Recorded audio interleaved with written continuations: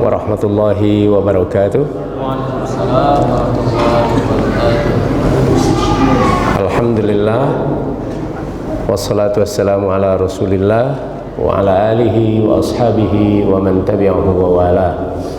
Wa ba'd, usikum wa nafsi bitaqwallah faqad fazal muttaqun. Bapak Ibu jemaah sekalian yang dirahmati Allah, dengan izin Allah kita dapat bertemu lagi pada Sabtu ketiga ini, dan di sesi pertama kita akan belajar fikih. Sesi kedua nanti selama 30 menit setelah sholat Isya kita akan belajar tauhid. Sebagai informasi, pada pelajaran fikih mulai malam hari ini saya mengganti buku pegangan. Jadi mulai malam ini kita menggunakan Al-Fiqhul Islami wa Adillatuhu, Dr. Wahbah Az-Zuhaili. Kenapa saya ganti buku referensi? Karena buku referensi yang selama ini kita gunakan bahasannya agak lebih pendek ketimbang Al-Fiqhul Islami karya Syekh Wahbah ini. Di antara kelebihan buku ini yang saya lihat, bahasanya tidak membulat, tidak muter-muter. Sama juga cara bahasannya dengan kitab yang kita gunakan sebelumnya, yaitu Fikih Sunnah. Cuma pengayaannya lebih banyak di sini, nanti akan terasa oleh kita. Satu topik dikemukakan dalil, kemudian disebutkan pandangan ulama-ulama Hanafi, ulama-ulama Maliki, ulama-ulama Syafi'i, dan terkadang beliau sendiri membuat kesimpulan atau memberikan komentar-komentar, tapi sedikit. Berbeda dengan fikih, misalnya Bidayatul Mujtahid. Bidayatul Mujtahid itu karya Ibnu Rushd. Maaf, saya kok merasa agak panasan. Ada kipas? Tolong hidupkan kipas. Saya kalau agak kepanasan konsentrasi agak hilang.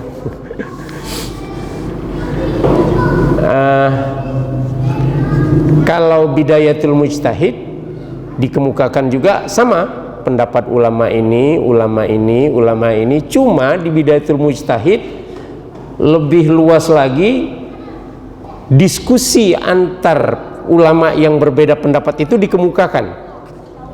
Jadi saling jawab menjawab, itu dikemukakan di dalam kitab Bidayatul Mujtahid, dan kita mungkin tidak perlu sampai sejauh itu.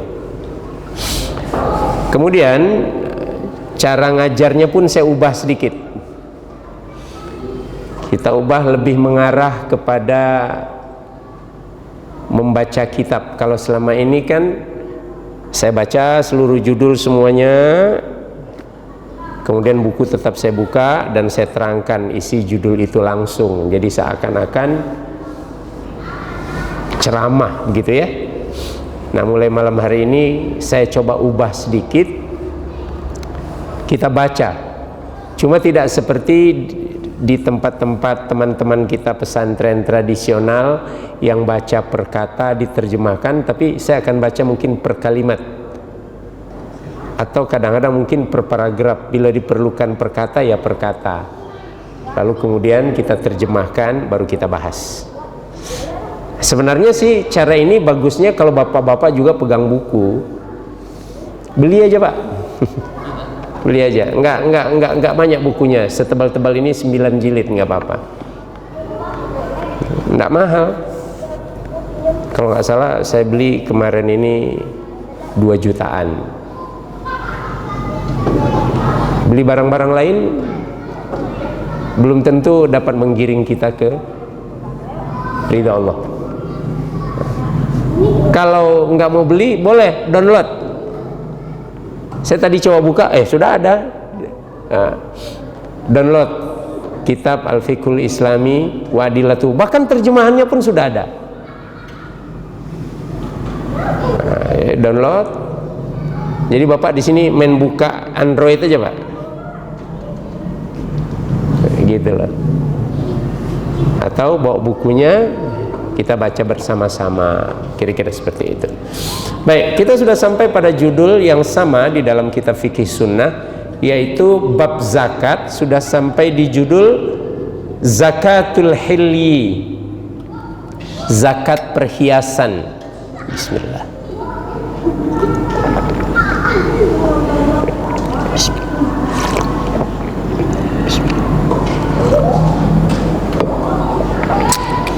Ittafaqal fuqaha'u ala wujubi az-zakah kama abantu fin naqdain.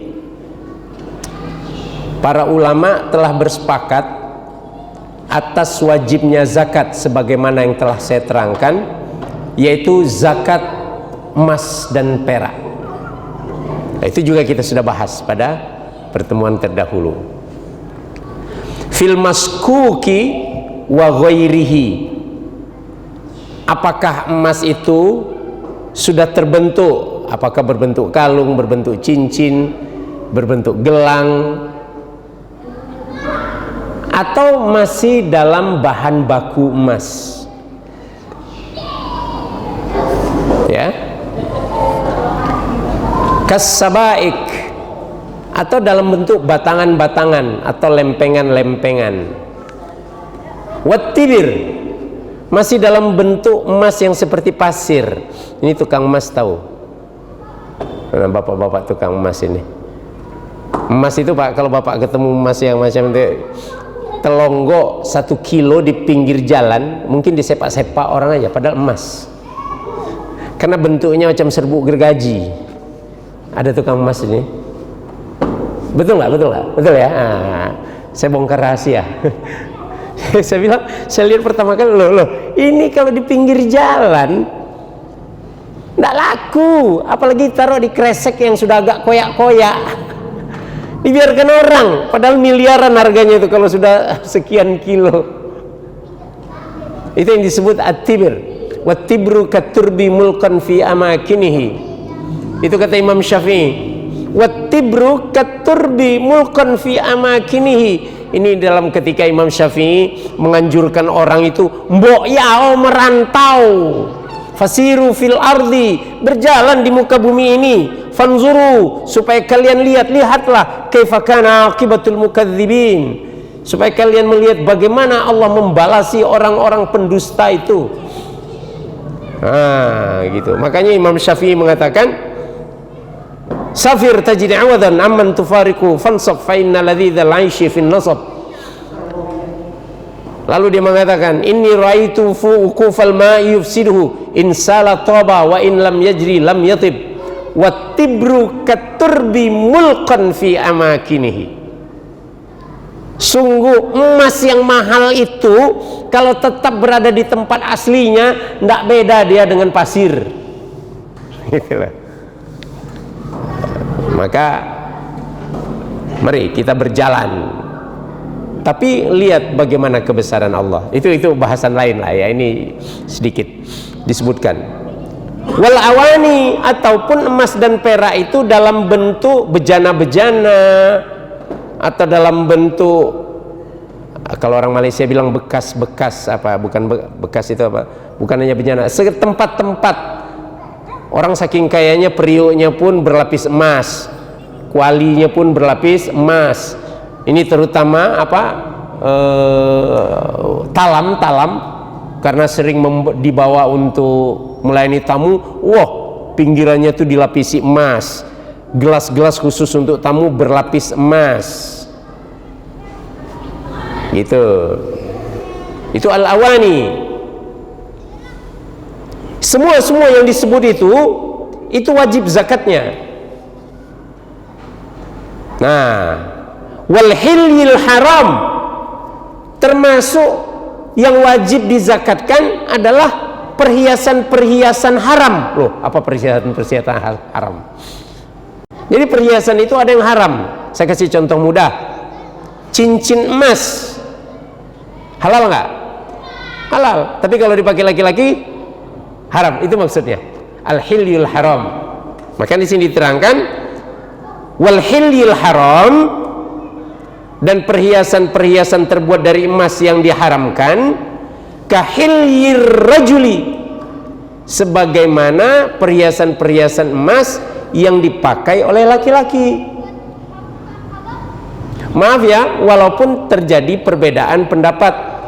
Kalangan ulama-ulama Maliki mengatakan mubah, boleh. Ini pengembangan dari ini sedikit. Kalangan mazhab Malikiyah mengatakan boleh memakai emas. Apa dalilnya? Dalilnya firman Allah, "Qul man harrama zinatallah allati akhraja li'ibadihi." Katakan wahai Muhammad, siapa yang berani mengharamkan perhiasan yang Allah keluarkan untuk hamba-hambanya? Terus ada yang menjawab, itu kan ada hadis yang mengatakan bahwa barang siapa laki-laki memakai emas di dunia, maka dia tidak akan memakainya di akhirat. Itu diantaranya seperti itu. Dan hadis yang lain yang mengatakan jelas-jelas bahwa tidak dibenarkan laki-laki memakai emas. Apa dijawab oleh kalangan ulama-ulama Imam Malik? Ini soal jawabnya ini mantep Pak. Main soal jawab dan tidak ada tahzir di situ.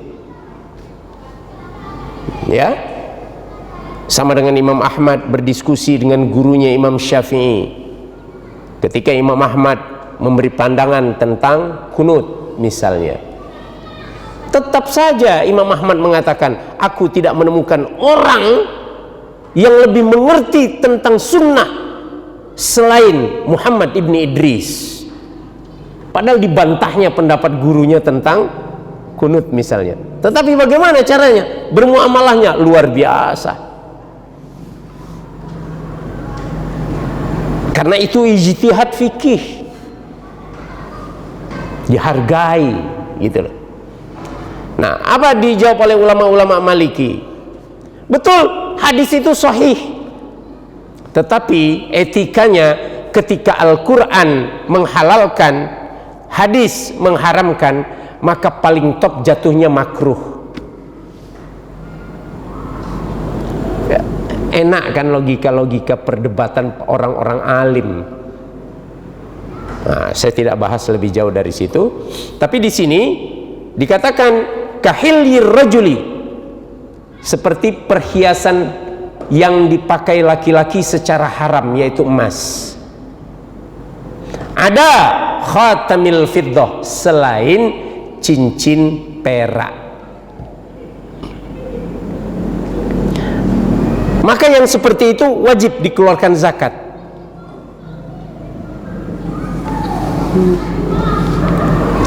Wa adawatil isti'mal wa zinah fil manzil, dan begitu juga dengan perhiasan-perhiasan haram.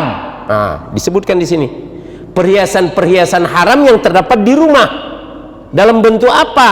Dalam bentuk perkakas-perkakas rumah yang terbuat dari emas, haram. Itu ittafaqul ulama, kata Syekh Wahbah Zuhaili. Tidak ada ulama yang tidak sepakat. Kira-kira begitu kata beliau ini. Wala zakata fil hilyi min ghairi dhahabi wal fiddah. Adapun perhiasan-perhiasan selain dari emas dan perak, tidak ada zakat padanya. Apa contohnya? Kalmas, permata, intan, berlian, wal lu'lu', mutiara, wal yakut. Al yakut ini jenis batu-batu mulia.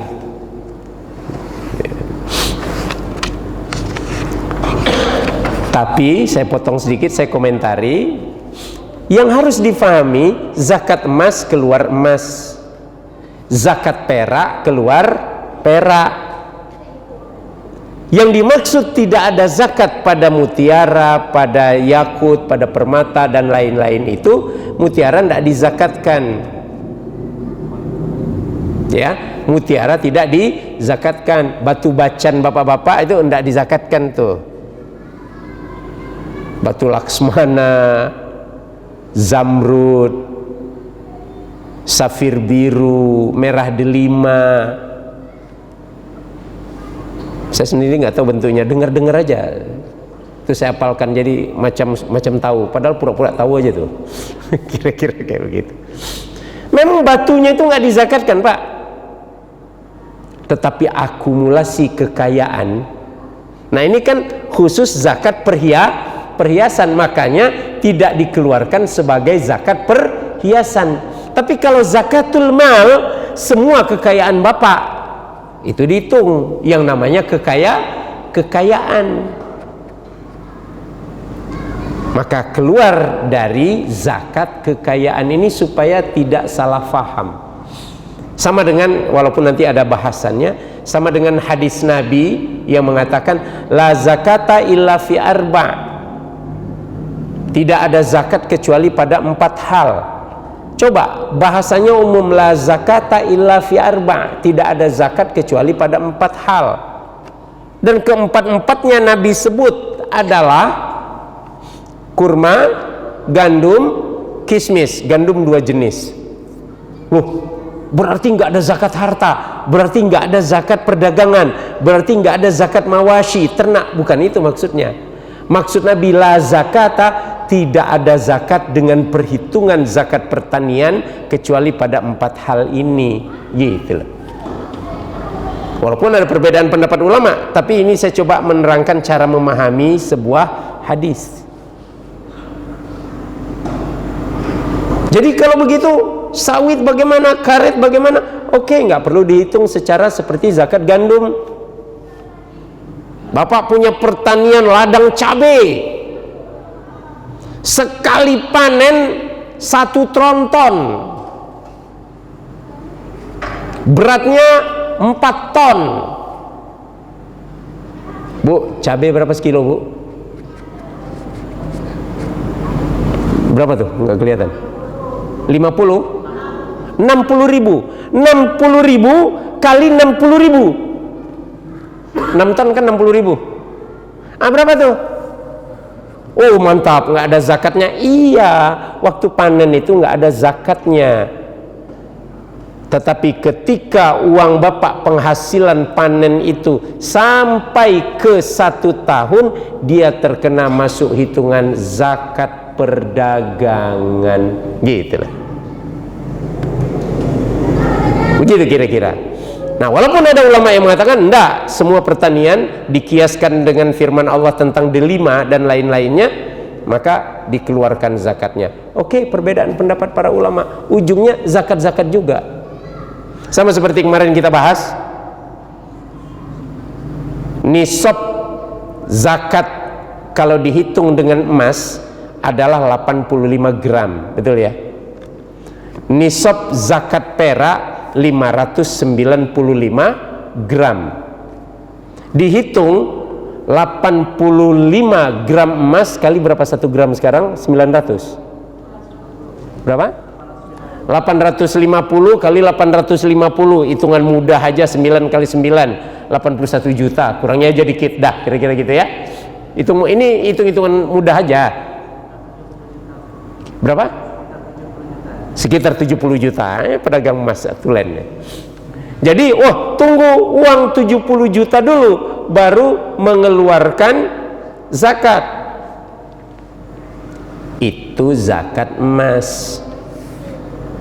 Sekarang yang punya Bapak di deposito emas atau rupiah? Kepeng Bapak itu dari emas atau dari kertas? Dari kertas ya. Maka mungkin dia dibelikan ke emas, mungkin dia dibelikan ke perak. Nah ternyata zakat perak nisabnya 595 gram.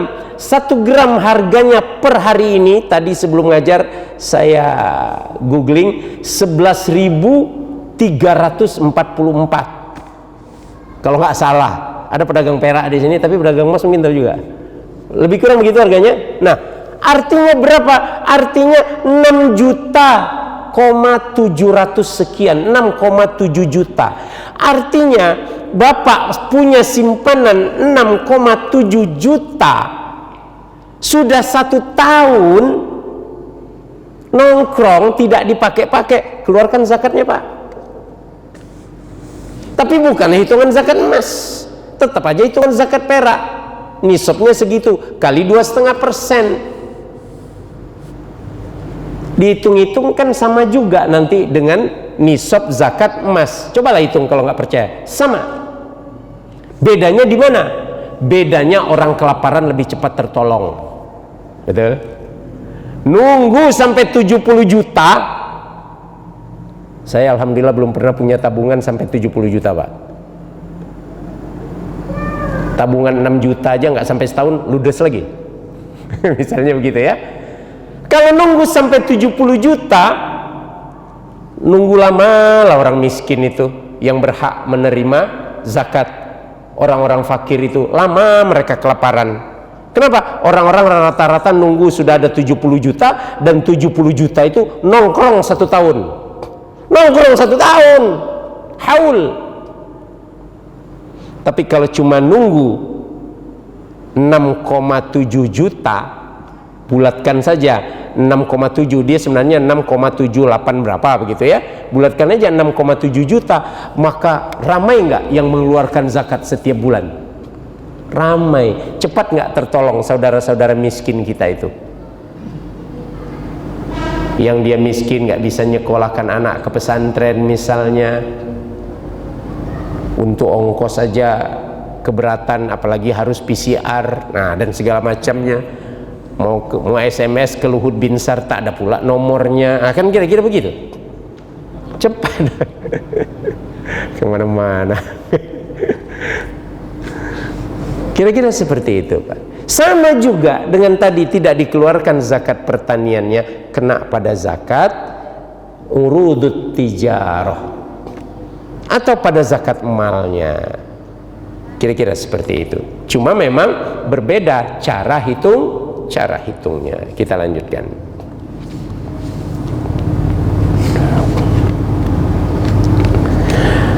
Wal hilyul ladzi tajibu fihi zakatu 'indal malikiyati, adapun perhiasan yang wajib padanya zakat menurut Malikiyah. Jadi bukan menurut Imam Malik, tapi menurut kebanyakan ulama bermazhab Maliki, itu maksudnya. Huwal muttakhadhu litijarati bil ijma', yaitu perhiasan yang dimaksudkan untuk bisnis, itu ijma' ulama Maliki.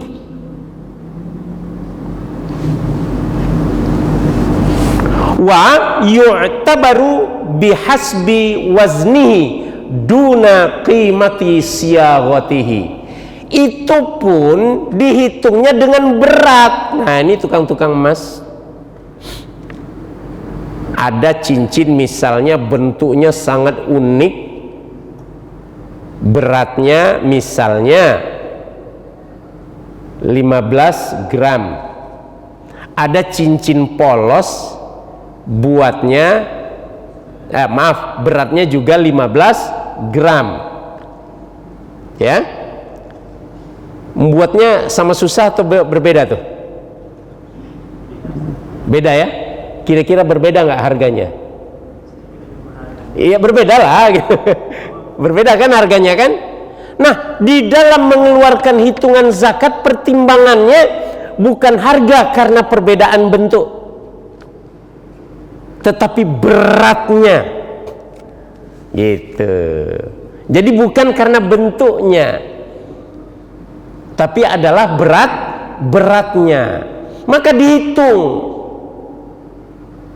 Ada berapa ini bentuknya kalung, ini bentuknya cincin. Berat yang sama antara kalung sama cincin sama gelang beda harga atau sama? Kalau bentuknya biasa sama, kalau neko-neko baru berbeda. Nah, itu dia.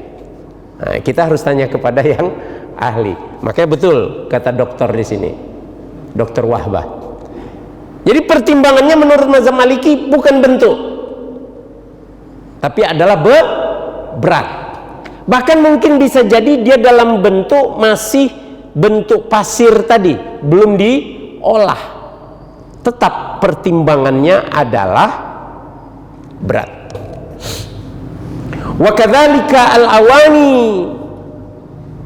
Begitu juga dengan bejana-bejana yang terbuat dari emas. Wal mabakhir. Al-mabakhir ini tempat dupa. Wih, kayak orang Cina aja. Pak, sekarang di rumah kita kan pakai semprotan pewangi, betul ya? Atau di AC-AC, di kipasnya ditempelkan apa tuh, merek-merek tertentu yang pewangi-pewangi itu, betul ya? Kalau zaman dulu bahkan sampai sekarang di rumah-rumah Arab tidak menyukai semprotan-semprotan itu atau yang digantung-gantung itu. Mereka lebih menyukai membakar kayu gaharu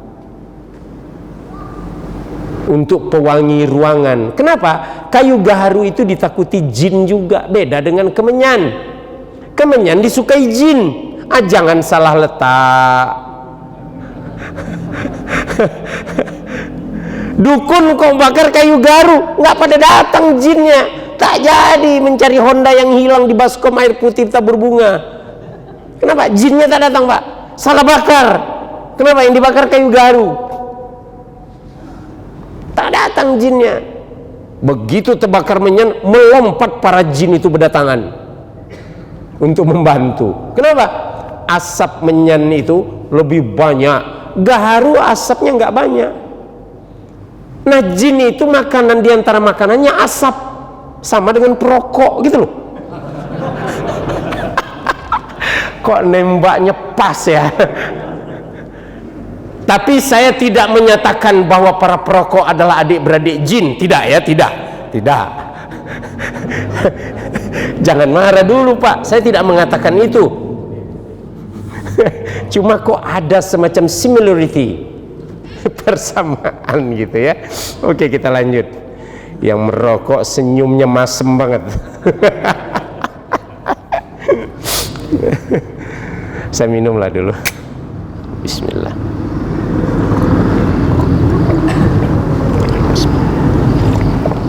Nah, di rumah-rumah Arab biasanya ada tempat dupa, mabakhir namanya, mabkhar. Ya seperti begitu. Kemudian ada bejananya untuk membakar kayu gaharu. Asapnya tipis, harum ruangan dibuatnya. Nah, orang-orang kaya kalau menunjukkan kekayaannya itu terbuat dari keramik yang nomor sekian dari Cina, terus ujung-ujungnya dilapisi dengan emas. Nah, kata Imam Malik, kata mazhab Maliki, itu pun keluarkan zakat. Begitulah seluruh peralatan. Di sini banyak disebut al-makhalah, al-mirwat, al-makhalah, celak, tempat celak. Kawan-kawan jamaah tabligh yang suka pakai celak. Padahal itu sunnah, kita jarang pakai. Ustadz kenapa nggak pakai? Saya punya sejarah pahit tersendiri, Pak. Satu ketika saya mau pakai, kecolok mata, Pak. Jadi akhirnya sakitnya itu berapa hari. Sejak itu kapok saya pakai. Saya mau ampun kepada Allah, nggak bisa mengikuti sunnah Rasul yang itu karena punya pengalaman pahit. Salah cara pakai, akhirnya kecolok mata. Salah saya sih.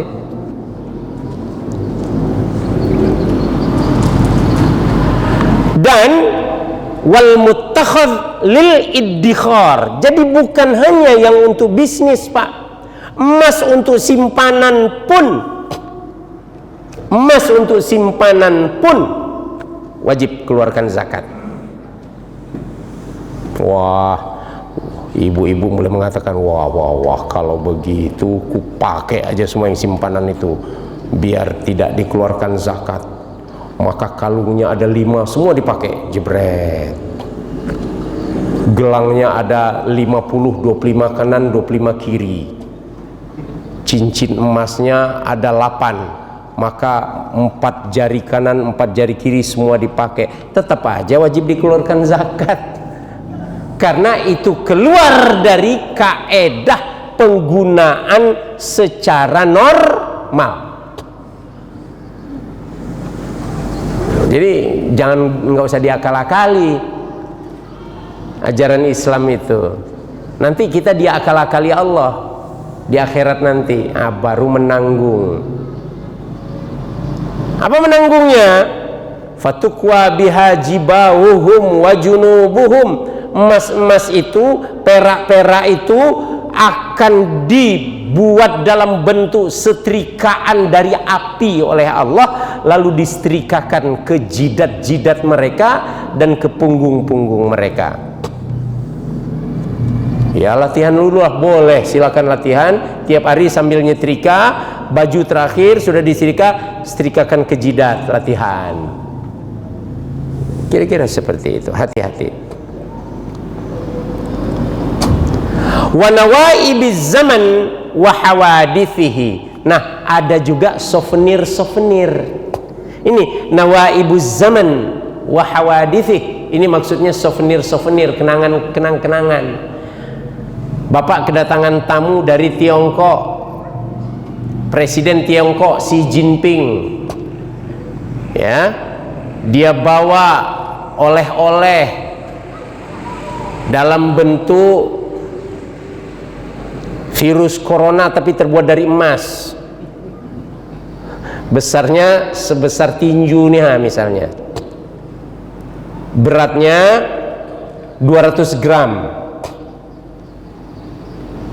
Kan souvenir tuh,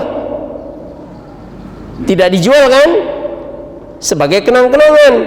200 gram lewat nggak nisabnya? Lewat, 85 gram. Setelah setahun keluarkan zakatnya. Nah, itu dia. Jadi yang perdagangan, kemudian simpanan, kenang-kenangan. Kemudian ini ada satu judul, bagaimana dengan perhiasan yang rusak? Perhiasan emas tapi rusak. Di sini ada sangat panjang, tapi saya ringkaskan saja. Rusak, kemudian menurut wanita yang punya emas itu mau diperbaiki untuk dipakai lagi, tak wajib zakat. Artinya kembali kepada perhiasan yang digunakan. Tapi kemudian rusak, dia tidak mau memperbaiki, hanya dijadikan simpanan. Nah, itu dia. Maka dia kembali masuk dalam kewajiban harus berzakat dengan emas itu.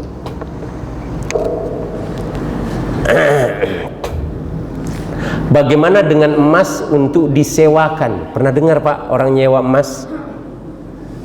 Saya alhamdulillah karena pernah tinggal di suatu tempat di Indonesia ini, termasuk di Papua. Nah, Papua saya sebut, tapi satu tempat itu karena asal suku itu, maka saya nggak mau nyebut, nggak enak. Jadi ada salah satu suku yang pernah saya temukan Pak di Indonesia ini, gengsinya itu pada 2 atau 3 hal. Satu, kalau dia pulang kampung belum berhaji, dia gengsi Pak, dan dia nggak akan mau pulang kampung. Bagus di satu sisi. Kalau orang awak merantau ulun kabaliak sebelum ada Innova, kan itu mungkin misalnya kan. Saya tidak tahu lah, tidak ada standar. Tapi yang itu bagus. Cuma yang satu ini yang nggak enak. Dia akan gengsi kalau datang ke kondangan, seandainya dia tidak memakai perhiasan Ini dia Pak. Akhirnya apa yang terjadi? Muncullah jasa penyewaan perhiasan. Bapak pernah dengar itu di daerah kita ini? Ada ya mungkin ya. Saya belum tahu di sini. Tapi di Papua itu terjadi waktu saya SD dulu. Dari mana saya tahu? Karena ketika ada yang berbisik sesama mereka, pas saya sedang main-main kelereng dekat situ, bahasanya, banyak yang kau sewa, mahal nggak sewanya? Enggak lah, sewa di anu sama situ aja tuh, agak murah sama dia. Oh, itu rupanya. Nah, sikap ini di satu sisi bisnis penyewaannya oke, tapi di sisi lain ya, di sisi lain mental bahwa harus tampil di depan orang supaya kelihatan kaya ini, naudzubillahi min dzalik. Itu mental tercela, nggak usah kita tiru. Tetapi ini dibahas, artinya di Arab pun ada, dan ini sejak zaman dulu, makanya dibahas oleh ulama-ulama dulu. Apa itu? Wala zakata fil hilyi idza takhadhahul insanu li ajlil karo. Adapun emas, maaf saya terjemahkan letterlock saja, dan tidak ada zakat pada perhiasan apabila dijadikan oleh manusia sebagai penyewaan. Artinya perhiasan untuk disewakan tidak perlu dizakatkan. Jadi tadi contoh perhiasan yang dipakai, dia masih ada lagi 10 set perhiasan, tapi untuk bisnis, untuk disewakan, maka itu tidak diwajibkan zakat. Sama dengan Bapak Ibu punya toko bangunan. Yang dizakatkan apanya? Yang dizakatkan adalah barang-barang yang dijual itu. Setahun sekali dihitung, itu dizakatkan. Nah Bapak Ibu untuk ngantar semen punya mobil L300, punya toko bangunan ya, punya mobil L303, punya dump truck 2 untuk angkat pasir. Nah, apakah kendaraan-kendaraan itu dikeluarkan zakatnya? Tidak, karena dia sebagai alat bisnis. Dia sebagai alat bisnis. Yang dizakatkan apanya? Yang dizakatkan bisnisnya. Sama punya mobil sewa, hasil sewanya itu yang dihitung dalam zakat bisnisnya. Mobil sewanya tidak dizakatkan, rumah sewa begitu juga. Jangan sampai kita bingung ini. Saya punya mobil 6 Ustaz, tapi karena pandemi sudah berlangsung selama hampir 3 tahun, akhirnya mobil sewa saya itu untuk bayar pajak saya saja kesusahan sebab kekurangan sewa. Apakah harus saya jual salah satu mobil untuk membayar zakatnya? Saya mau tanya. Kalau jawabannya iya, itu berarti Islam memberatkan atau meringankan? Coba jawab. Memberatkan atau tidak? Memberatkan. Padahal ad-dinu yusrun, agama itu mudah. Makanya zakatnya pun hanya 2,5%, itu pun dipastikan setelah 1 tahun tak dipakai-pakai. Dalam bisnis dipastikan setelah setahun berjalan supaya modal tidak berkurang. Itu loh, itu rahasia haul.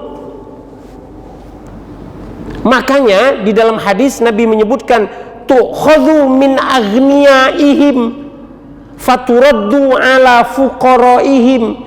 Saya terjemahkan dari belakang, diberikan kepada fuqara. Fuqara itu orang-orang yang memerlukan. Itu kata-kata fakir. Fakir itu artinya yang memerlukan. Makanya yang memerlukan itu siapa? Ibnu Sabil. Siapa Ibnu Sabil? Orang yang sedang dalam perjalanan kehabisan ongkos untuk pulang. Dia perlu duit nggak? Fakir. Mu'allaf qulubuhum, biasanya menghadapi resiko-resiko tekanan ekonomi dari berbagai kalangan. Dari dulu itu, untuk menghibur hatinya, kasih. Fi sabilillah, bukan ustadz naik mimbar turun dapat amplop, itu bukan fi sabilillah. Bukan guru ngaji, itu bukan fi sabilillah. Nggak ada ulama yang mengatakan mereka itu fisabilillah. Fisabilillah itu orang yang berjihad. Dia mau berjihad, nggak ada baju besi. Dia mau berjihad, tidak ada pedang, tidak ada tombak, tidak ada senjata. Dia mau berjihad, tidak ada harta yang ditinggalkan untuk istri dan anaknya di rumah. Itu fisabilillah. Kasih dia uang zakat. Amil zakat. Bukan yang nongkrong di masjid orang datang. Saya berkali-kali nyampaikan itu, makanya di mana-mana banyak panitia zakat jengkel sama saya. Nggak apa-apa. Amil zakat itu waktunya habis untuk mendata siapa saja orang yang wajib zakat, siapa saja orang yang wajib yang berhak menerima zakat. Satu, waktunya habis untuk bergerak mengambil zakat. Waktunya habis untuk menghitungkan zakat orang-orang yang wajib zakat. Waktunya habis untuk memelihara dan menyimpan uang dan harta zakat. Ada nggak waktu dia untuk bekerja lagi? Ada nggak? Nggak ada. Maka kompensasinya diambilkan uang zakat, dikasihkan kepadanya. Itu fuqara. Agnia, ini sudah masuk waktu isya, saya lewatkan sedikit boleh? Ya, agak-agak 5 menit lah ya, menuntaskan hadis ini. Agnia itu dari kata-kata ghani, orang kaya. Ketika kita sebut orang kaya, kita tidak punya bayangan apa standar kaya. Kalau di dalam Islam, ghani itu artinya orang yang tidak memerlukan. Ya ghani, ya hamid, wahai zat yang tidak memerlukan apapun. Ya hamid, yang maha terpuji, karena dia maha kaya, maha punya semuanya. Dia perlu apa? Ya ghani. Hadis Nabi memperkuat, wa aghnina bi fadlika amman siwak, buat kami tidak memerlukan kepada selain engkau wahai Allah. Jadi ghani itu artinya yang tidak memerlukan. Makanya dibuktikan bahwa dia tidak perlu uang itu. Buktinya apa? Setahun uang itu nongkrong, nggak dipakai-pakai. Itu bukti bahwa dia tidak perlu.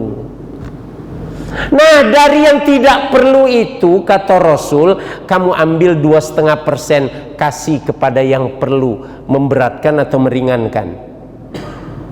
Memberatkan atau meringankan? Meringankan.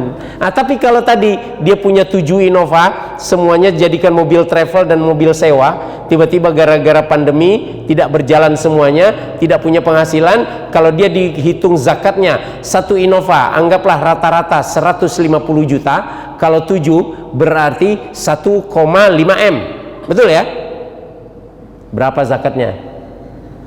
Kali 2,5%, 1,5 M, dapat 1 Innova baru. Betul? Berarti dia harus jual mobil berapa? 2 untuk dapat 1 Innova baru, mengeluarkan zakat. Berat atau ringan, Pak? Itu, Pak. Jadi mananya yang dizakatkan? Yang dizakatkan bisnis sewa menyewanya itu. Setelah 1 tahun ada hasil keuntungan yang tidak dipakai selama 1 tahun, dan itu mencapai nisab 70 juta lebih tadi, itu yang dikeluarkan zakat. Kalau enggak ya tidak. Begitu ringannya sebenarnya kaidah zakat di dalam Islam. Jadi tidak usah kita berat beratkan. Mungkin sampai di situ dulu pelajaran kita pada malam hari ini. Tidak terlalu banyak judulnya, tapi mudah-mudahan bermanfaat. Kita sambung insyaallah di sesi kedua dengan pelajaran tauhid. Subhanakallahumma bihamdik, asyhadu an la ilaha illa anta, astaghfiruka wa atubu ilaik. Assalamualaikum warahmatullahi wabarakatuh.